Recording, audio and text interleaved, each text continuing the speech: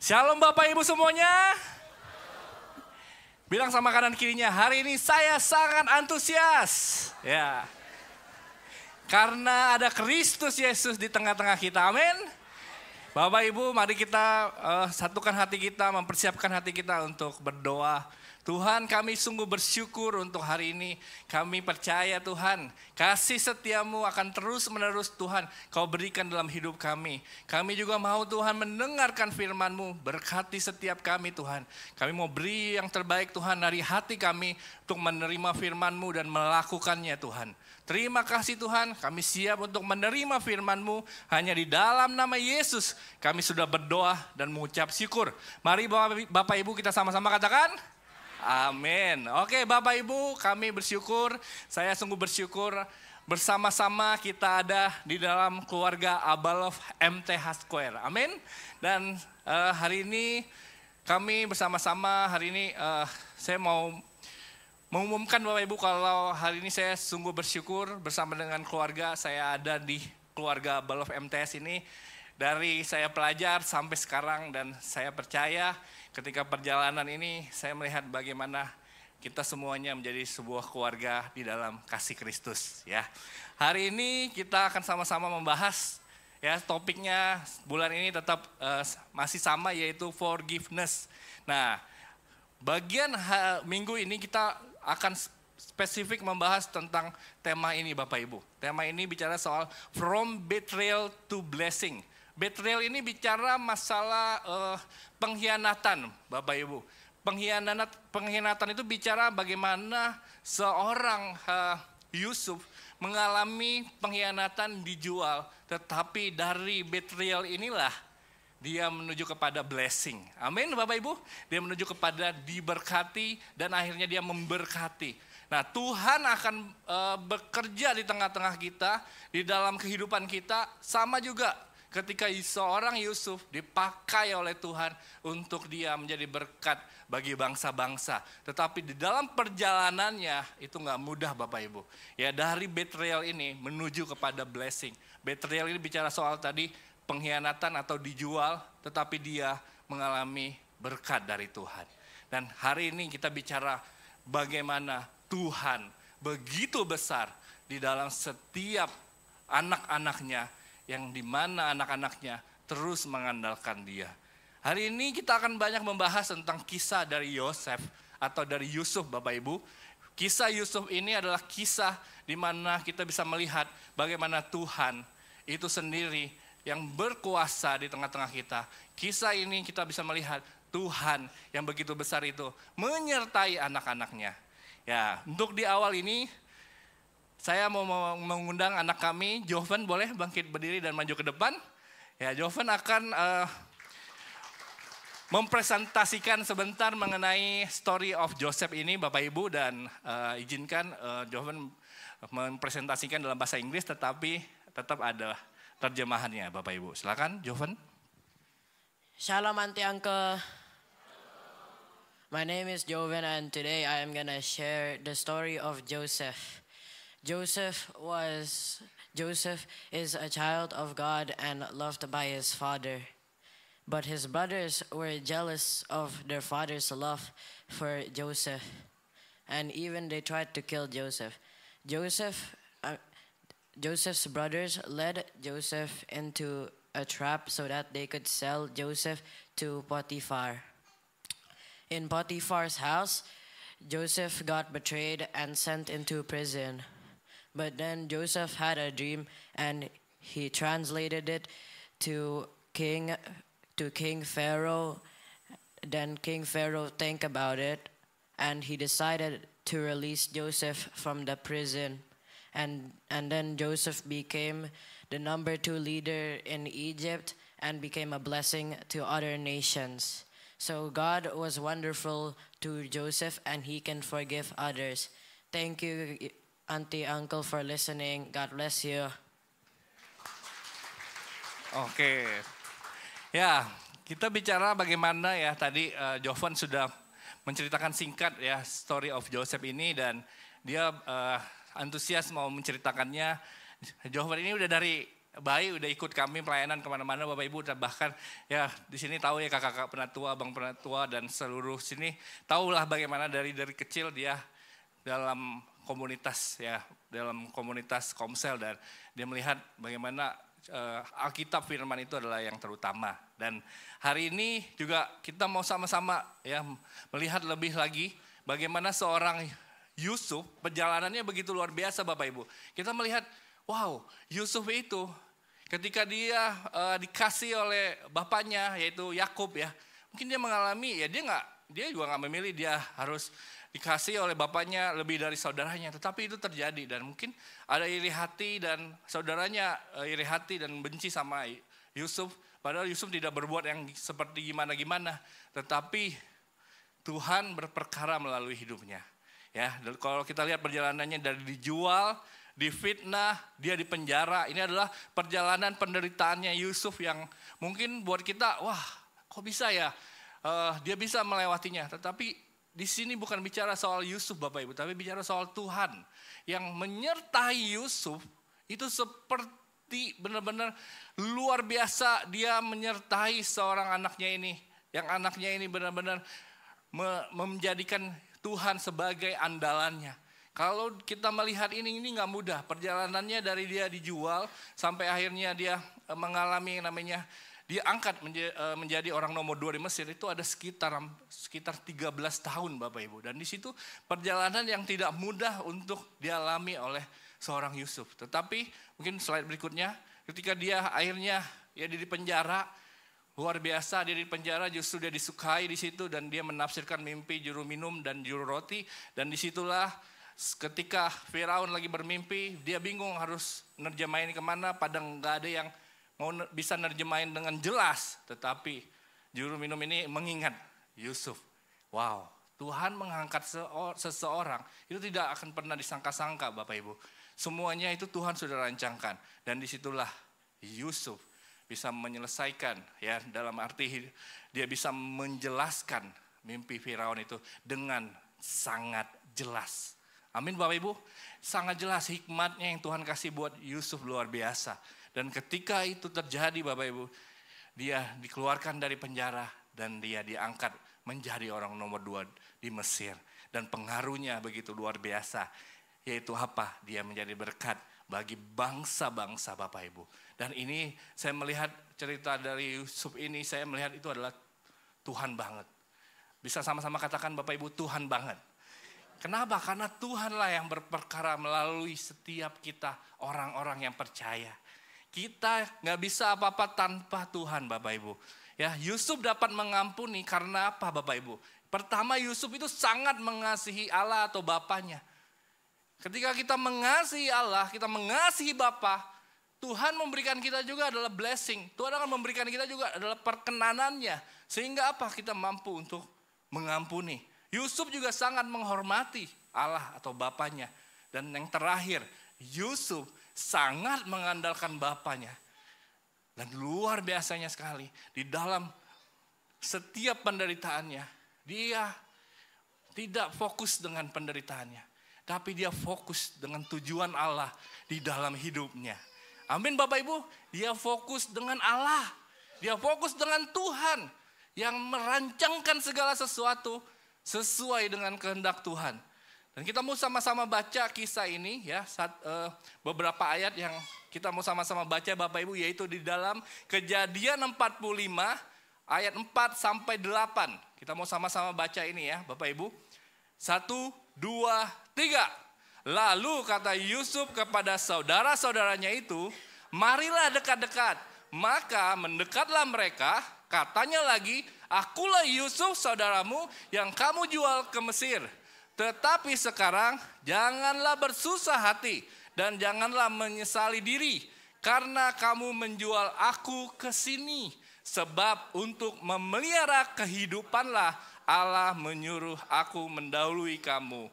Karena telah 2 tahun ada kelaparan dalam negeri ini dan masih ada 5 tahun lagi orang tidak dapat membajak atau menuai. Maka Allah telah menyuruh aku mendahului kamu untuk menjamin kelanjutan keturunanmu di bumi ini. dan untuk memelihara hidupmu hingga sebagian besar daripada kamu tertolong. Jadi bukanlah kamu yang menyuruh aku ke sini, tetapi Allah, dialah yang telah menempatkan aku sebagai bapa bagi Firaun dan sebagai tuan atas seluruh istananya dan sebagai kuasa atas seluruh tanah Mesir. Wow. Dari beberapa ayat yang kita baca Bapak Ibu, di sini kita akan sama-sama membahas ya. Dari ayat yang keempat ini bicara soal bagaimana identitas dan rekonsiliasi itu terjadi Bapak Ibu. Ketika kita mempunyai sikap hati yang benar, di dalam kita juga mengampuni dan mengasihi orang yang melukai kita, kita nggak bisa memilih Bapak Ibu. Orang bisa melukai kita dengan kata-katanya, dengan perlakuannya. Kita tidak bisa mengendalikan, tetapi kita bisa mengatur dan mengendalikan sikap hati kita. Dan ini terjadi kepada Yusuf. Di dalam ayat yang keempat dikatakan, apa Bapak Ibu? Marilah dekat-dekat. Maka mendekatlah mereka, katanya lagi, akulah Yusuf saudaramu yang kamu jual ke Mesir.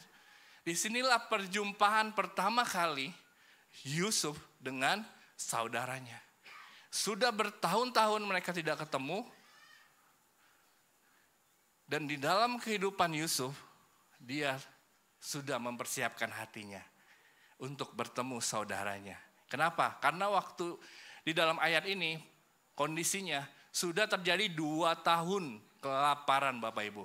7 tahun kelimpahan udah lewat nih, lewat mimpi yang Yusuf terjemahkan. Udah lewat 7 tahun kelimpahan, Yusuf dengan hikmatnya mengumpulkan seluruhnya makanan di masa kelimpahan itu, sampai nanti di masa 7 tahun kekeringan itu ada persediaan ya yang bisa digunakan oleh banyak orang, menjadi berkat bagi banyak orang. Nah ini udah 2 tahun berjalan, datanglah saudara-saudaranya Yusuf. Kalau dia masih menyimpan kebencian dan dendam, Yusuf nggak bisa bilang begini Bapak Ibu, mendekatlah sini, mari dekat sini. Pasti kalau setiap orang yang mempunyai kebencian dan dendam yang tidak diampuni, dia tidak mengampuni orang tersebut. Walaupun memang udah lama tidak ketemu, dia tidak mengampuni orang tersebut. Atau mungkin nanti hari ini disakiti, ntar ketemunya minggu depan kita masih menyimpan itu, menyimpan kebencian itu. Tapi ini Yusuf ini tidak memberikan tempat untuk kebencian. Amin Bapak Ibu. Dia tidak memberikan tempat itu. Dia tahu Tuhannya. Dia mengasihi Bapaknya. Dia mengasihi Tuhan Allahnya. Dia tidak mau hatinya dipenuhi oleh kebencian, tetapi oleh kasihnya Tuhan itu sendiri. Makanya dalam seruan ini, itu menandai titik balik hubungan antara Yusuf dan saudara-saudaranya. Dalam konteks kata mendekat, menandakan adalah undangan kepada pemulihan hubungan Bapak Ibu. Bukan lagi di dalam membangun jarak atau permusuhan. Tetapi ketika Yusuf bilang mari dekat-dekatlah di sini. Itu bicara soal apa? Itulah titik balik terjadinya inisiatif untuk memulihkan hubungan. Amin Bapak Ibu. Inisiatif ini juga sangat perlu untuk kita lakukan.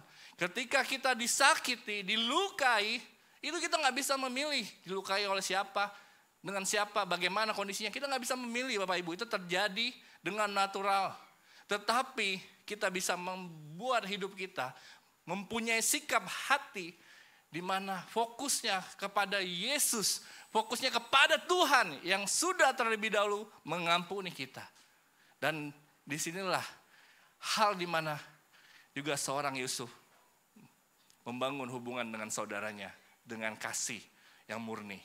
Ayat yang kelima ini kita sama-sama lihat, saya akan bacakan sekali lagi. Janganlah bersusah hati dan janganlah menyesali diri karena kamu menjual aku ke sini, sebab untuk memelihara kehidupanlah Allah menyuruh aku, apa Bapak Ibu?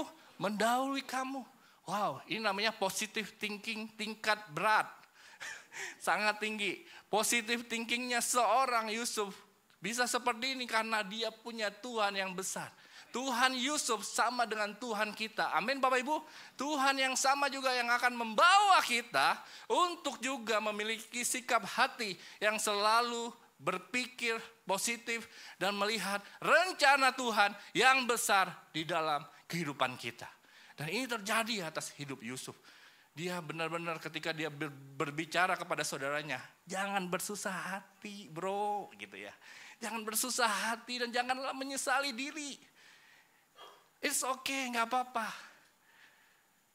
Sebab untuk memelihara kehidupanlah Tuhan Allah menyuruh aku mendahului kamu.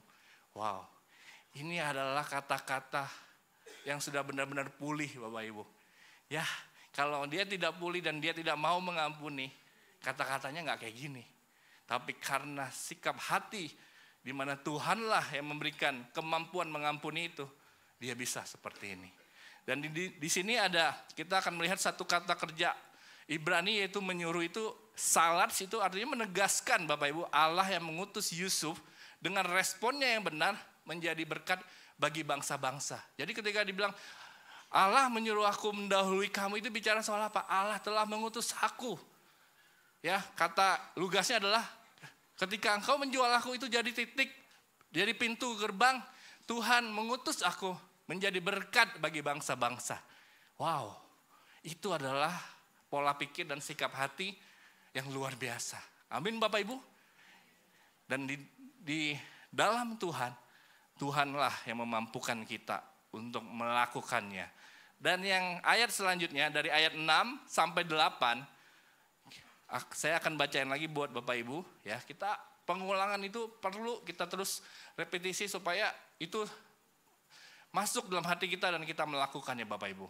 Jadi di dalam ayat 6 sampai 8 dikatakan, karena telah 2 tahun ada kelaparan dalam negeri ini dan masih ada 5 tahun lagi orang tidak dapat membajak atau menuai. Maka Allah telah menyuruh aku mendahului kamu untuk menjamin kelanjutan keturunanmu di bumi ini dan untuk memelihara hidupmu sehingga sebagian besar daripada kamu tertolong. Ayatnya ke-8, jadi bukanlah kamu yang menyuruh aku ke sini, tetapi Allah, dialah yang telah menempatkan aku sebagai bapa bagi Firaun dan sebagai tuan atas seluruh istananya dan sebagai kuasa atas seluruh tanah Mesir. Wow. Di sini dari ayat 6 sampai 8 bicara soal respon hati yang benar dan sikap hati yang mengampuni. Seorang Yusuf, dia melakukan yang namanya respon hati yang benar ketika bertemu dengan saudaranya ini. Dan dia bilang di ayat yang ke-8 yang terakhir dari ayat ini, yaitu jadi bukanlah kamu yang menyuruh aku ke sini, tetapi Allah. Ketika kita mengalami banyak hal Bapak Ibu, kita bingung, kita juga meratapi kok bisa ya orang itu melakukan yang jahat sama saya. Kok bisa ya dia nipu saya? Atau kok bisa ya dia ngomongin saya dari belakang? Kok bisa? Kita mungkin berkata selalu kok bisa? Kenapa sih ada yang seperti itu? Tapi kita mau belajar Bapak Ibu. Respon hati kita yang benar itu menentukan bagaimana juga kita mau terus-menerus mengandalkan Tuhan. Ketika kita semakin mengandalkan Tuhan, kita semakin melihat Tuhan yang besar, lebih besar, jauh lebih besar dari luka hati kita. Amin Bapak Ibu. Jauh lebih besar dari perasaan kita yang tersakiti. Wah, aduh saya sakit banget dengan perkataannya. Wah, nusuk sampai tidak terhitung. Waduh, lebay Bapak Ibu ya. Tidak. Tapi orang yang punya kebencian dan tidak mau mengampuni biasanya emang agak-agak dilebay-lebaykan. Ya kan Bapak Ibu ya. Aduh, kenapa dia bisa seperti itu? Nah, tetapi Bapak Ibu bicara soal respon hati. Kalau kita di dalam Kristus, Tuhan yang menguasai kita, kita akan berkata dengan respon hati yang otomatis. Kenapa? Karena ada Kristus. Kristus yang hidup di dalam kita, bukan lagi kita. Amin Bapak Ibu. Kita akan berkata, Tuhan, aku sudah mengampuni dia. Tuhan beri kemampuan buat aku. Ketika melihat dia lagi, aku tetap mengasihi dia. Amin. Wah, gak gampang nih kayak Yusuf melihat saudaranya lagi yang jual dia. Gak gampang Bapak Ibu, tapi Tuhan kita Tuhan yang besar. Amin. Mungkin kita bilang saking kita susah mengampuni, kita bilang lupakan aja deh kak, nggak bisa saya kak. Kalau misalnya anak-anak yang saya mentor mungkin lagi ngalamin soal hal ini, dia bilang kak agak susah kak, udahlah lupakan aja lah kak, udahlah nggak usah deket-deket banget lah kak, nanti kalau deket-deket ya kayak gitu. Nah akhirnya kembali lagi kepada firman Tuhan, bukan soalannya melupakan, pengampunan itu adalah keputusan, dan keputusan itu dilakukan ketika apa diujinya ya, seperti Yusuf ketemu saudaranya, itu pengujiannya. Amin Bapak Ibu. Kalau kita bilang kita mengampuni, pengujiannya gimana Bapak Ibu? Ketemu orangnya. Ketemu orangnya bukannya ketika ketemu langsung buang muka gitu loh. Ketika ketemu, bilang saya sudah mengasihi, mengampuni dia. Tapi ketemu orangnya, wah lihat udah dari berapa ya, jarak 100 meter udah lihat dia tuh. Waduh gimana ya, mungkin lihat dia dari ini, lihat ke lobi misalnya kan, wah ada dia. Waduh panggil Pak Denny dulu, Pak Denny buka tolong pintu kaca, aku mau lewat kolam renang. Biar gak ketemu dia misalnya. Ya kita mau belajar Bapak Ibu, respon hati kita. Ya mungkin dia masih ada something sama kita, gak apa-apa. Saya juga ngalamin ya Bapak Ibu, saya ngalamin dan saya bersyukur sekali Tuhan yang memberikan saya kemampuan untuk mengampuni. Ketika saya melihat orang itu, halo, ya kan, apa kabarnya? Kita tetap dengan respon hati yang benar. Kenapa? Karena kita punya Tuhan yang besar. Malah lewat sikap hati itu, orang yang melukai kita pun bisa mengalami kasih Tuhan yang begitu besar. Kenapa? Dia akan bisa bilang begini, kok dia enggak ini ya sama saya ya, enggak benci sama saya, padahal saya sudah gituin dia sampai segitunya, gitu misalnya, lebay gitu kan. Wah dia bisa, wah karena ada Tuhan ya dalam hidupnya, ada Kristus ya dalam hidupnya. Akhirnya apa? Nama Yesus yang dimuliakan. Amin Bapak Ibu.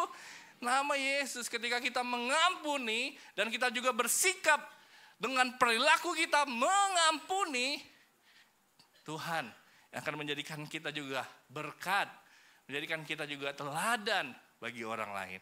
Tidak mudah, tetapi ada Tuhan yang bisa memampukan kita melakukannya.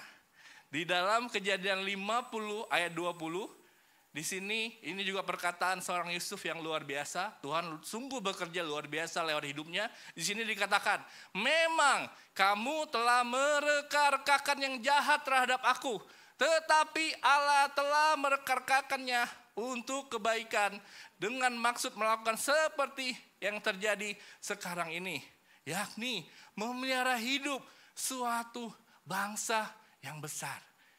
Wow, inilah respon hati Yusuf di Kejadian 50 sampai 20. Dia berpikir begitu positif dengan dia berkata, memang kamu mereka-rekakan yang jahat terhadap aku, tetapi Allah mereka-rekakannya untuk apa Bapak Ibu? Kebaikan.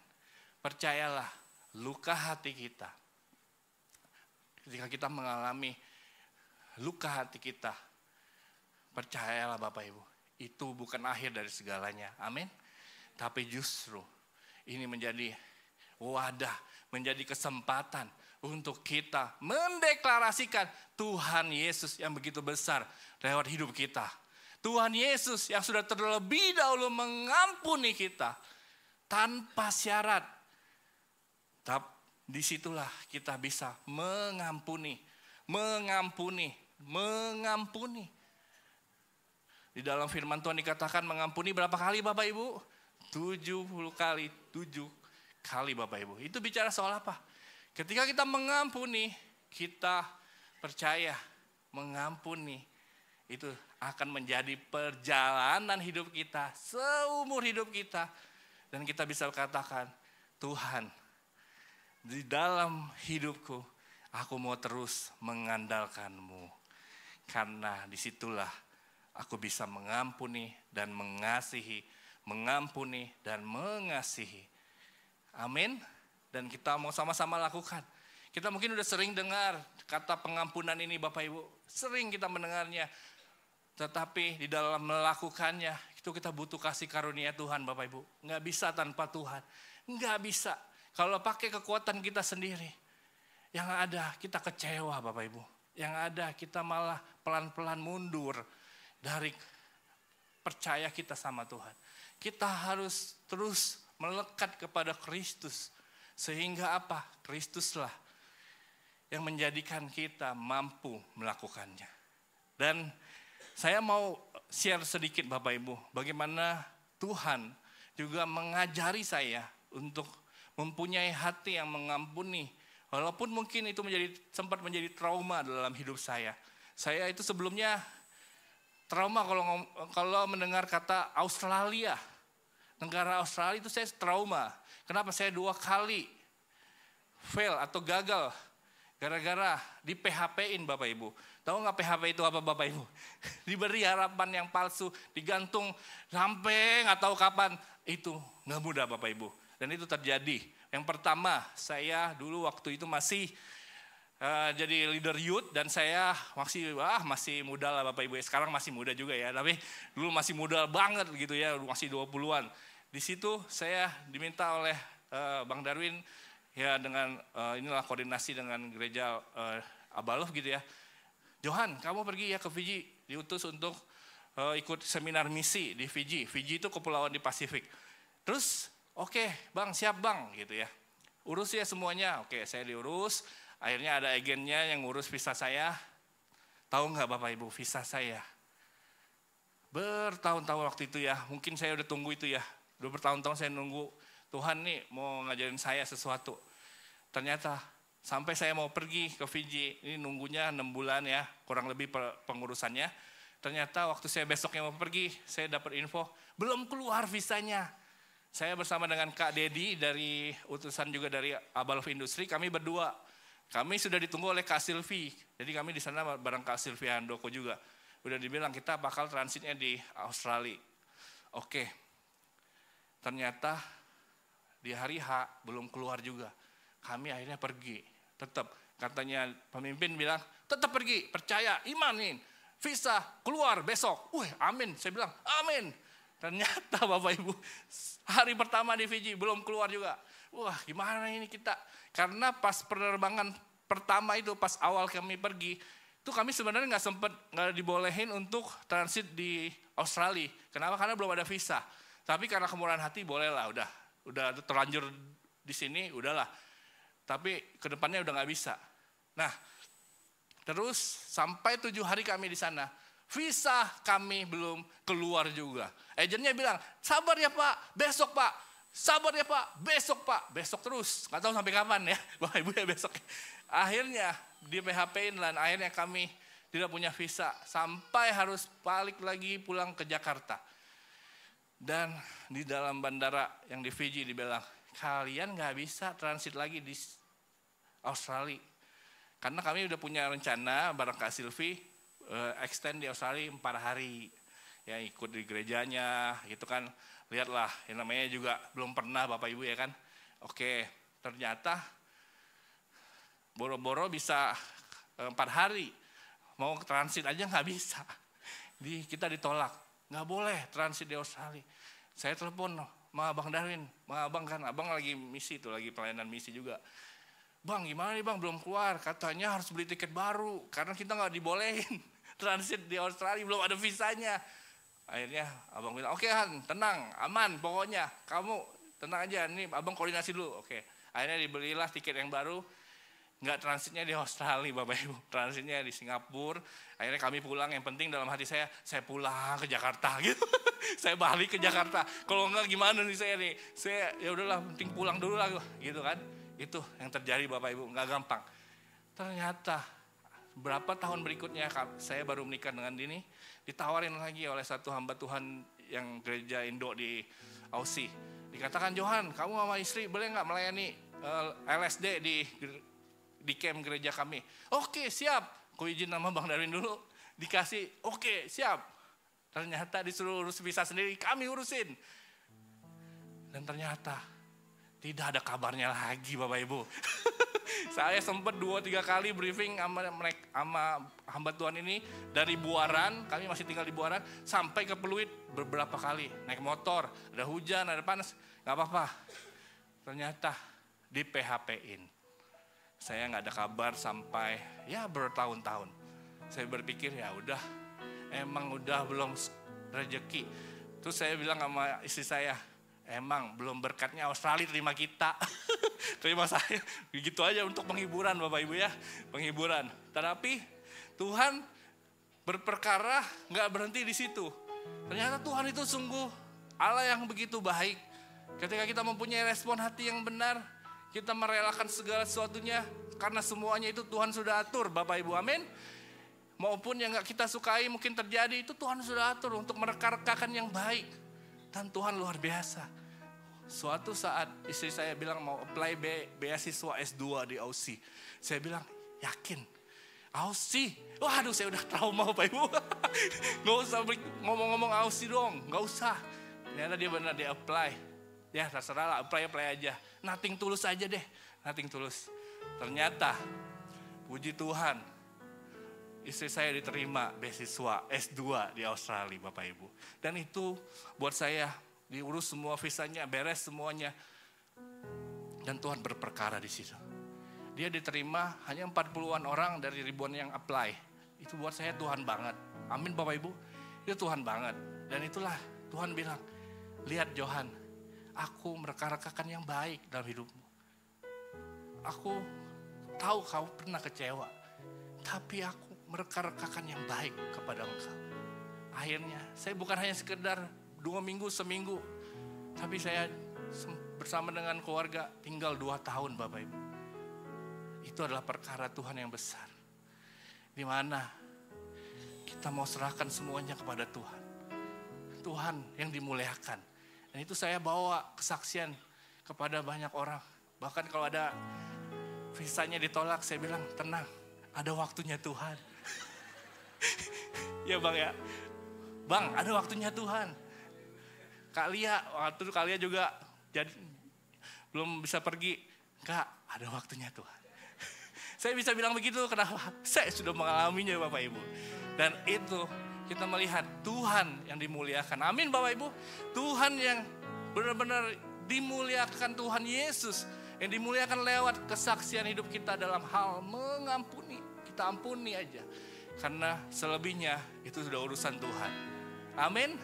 Dan selanjutnya saya juga mengundang dari satu keluarga muda dari area kami ya.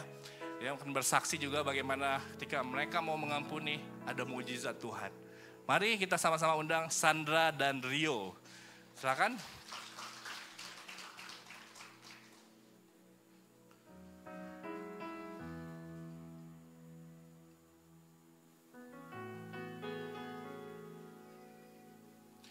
Oke, Rio dan Sandra mungkin bisa menyaksikan ya. Seperti tema hari ini bagaimana ketika kalian mengampuni, kalian melihat Tuhan juga berperkara melalui hidup kalian. Silakan. Shalom Bapak Ibu. Perkenalkan nama saya Rio dan ini istri saya Sandra. Kami dianugerahi 2 anak laki. Yang pertama Desel, yang kedua Delion. Pada hari ini kami memberikan kesaksian tentang anak kami yang kedua. Delion ini lahir dengan kondisi dokter bilang semuanya sehat, tapi ada satu bagian yang dokter tutup dengan selimut, Bapak Ibu. Jadi waktu Delion lahir, saya dipanggil ke ruangan observasi dan dikasih fakta yang mengejutkan ini. Nah, ketika selimut itu dibuka, Delion lahir dengan kondisi kaki sebelah kanannya nekuk ke dalam, Bapak Ibu. Nah, itu mungkin bahasa kedokterannya CTF atau clubfoot. Mungkin bahasa sehari-harinya namanya kaki pengkor Bapak Ibu. Nah ini boleh, nah ini kondisi Delion lahir yang sebelah kanan nekuk ke dalam. Kondisi saat itu membuat kami sebagai orang tua merasa sangat-sangat tertuduh atas lahirnya anak kami membuat kami bertanya-tanya, dosa apa yang kami telah perbuat? Dan tuduhan-tuduhan itu juga semakin menyerang kami ketika ada kerabat kami juga yang bilang amit-amit cabang bayi. Ya kan kita kalau ngelihat sesuatu yang aneh kan kadang suka respon ya orang-orang dulu gitu ya. Amit-amit cabang bayi, dan itu nggak sengaja kedengeran oleh kami berdua. Jauh di lubuk hati kami sangat melukai itu Bapak Ibu. Aduh, anak gua dibilang amit-amit. Nah, tapi tidak terpatok dengan sakit hati tersebut. Kami meresponinya dengan mengampuni. Kami meresponinya juga meminta ampun kepada Tuhan. Mungkin ada dosa-dosa yang telah kami lakukan tanpa sengaja. Bahkan ada dari orang kerabat kami sampai menanyakan, waktu hamil pernah nyiksa binatang enggak katanya. Sampai kami berdua lihat-lihat, kayaknya enggak deh. Bahkan kami aja punya hewan peliharaan, kami sayang gitu. Cuman memang Tuhan memberikan satu perkara ini, dan kami berdua sekarang tahu ternyata Tuhan memberikan perkara tersebut untuk menjadi kesaksian buat Bapak Ibu semua di sini. Amin. Gitu. Nah, Delian lahir dengan kondisi begini, kami mengalami prosesnya juga sangat lama, sangat melelahkan. Jadi proses untuk penyembuhannya itu ada beberapa tahapan, yaitu di gips dulu. Nah, di gipsnya itu kami datangi dokter yang memang spesialis di clubfoot dan untuk pediatrik, untuk anak-anak. Nah, ini gipsnya sangat berat Bapak Ibu. Bahkan saya sampai jadi ketika kita kontrol berikutnya ini harus digunting di rumah. Jadi direndam di air, dia empuk baru kita gunting gitu. Bawa lagi ke dokter. Nah, dokternya juga prosesnya sangat lama. Kita kalau kontrol mesti ngambil antrian jam 3, masuknya bisa jam 10, jam 11 malam Bapak Ibu. Nah, ini bagi orang dewasa cukup melelahkan. Tapi bagi anak yang usianya belum sebulan, bagi kami mungkin lebih melelahkan bagi anak ini. Delian lahir dan harus menjalani proses-proses yang berat. Tetapi yang kami mau saksikan, kita punya Tuhan yang hebat Bapak Ibu. Amen. Kita punya Tuhan yang mujizatnya bisa keluarga kami saksikan. Kaki yang bengkok Tuhan bisa luruskan. Demikian juga mungkin setiap kita ada pergumulan-pergumulan yang kita sedang nanti-nantikan. Dokter memvonis paling cepat yang dia pernah tangani adalah 3-4 tahun Bapak Ibu. Cuman Delian sekarang usianya 1 tahun 7 bulan. Wow. Dan sudah bisa lari ke sana ke sini.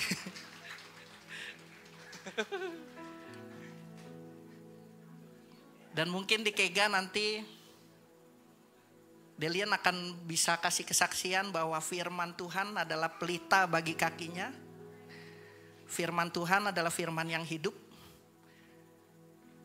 Firman Tuhan juga yang mengubahkan hidup kita semua. Amin. Demikian kesaksian dari kami. Semoga bisa memberkati Bapak Ibu. Oh, wow, luar biasa Tuhan kita. Mari kita beri kemuliaan lebih lagi buat Tuhan kita Bapak Ibu.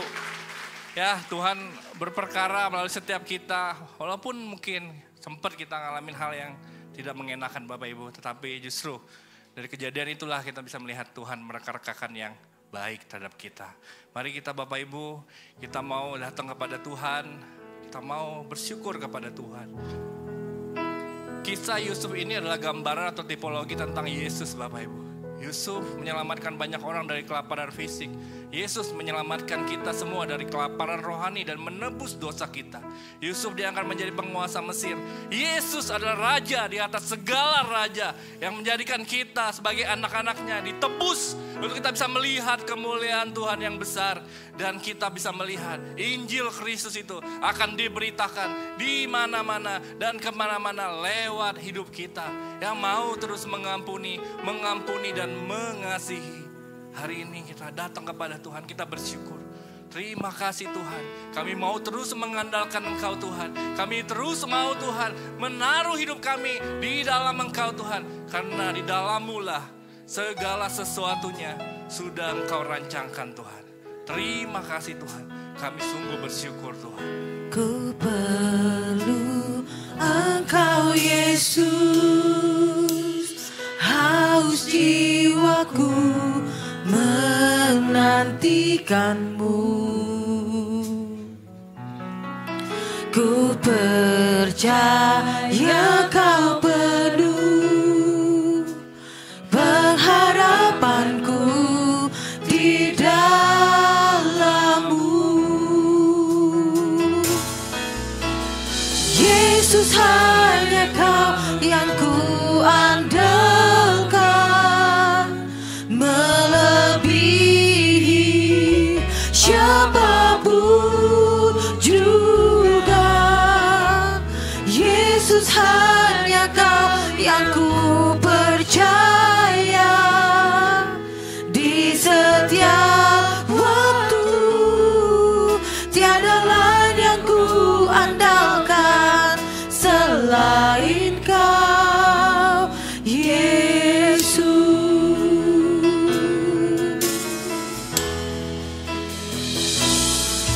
Ku perlu Engkau Yesus, haus jiwaku menantikan-Mu. Ku percaya Kau penuh pengharapanku di dalam-Mu. Yesus, hanya Kau yang ku andalkan, melebihi siapapun juga. Yesus, hanya Kau yang ku percaya di setiap waktu. Tiada lain yang ku andalkan selain Kau,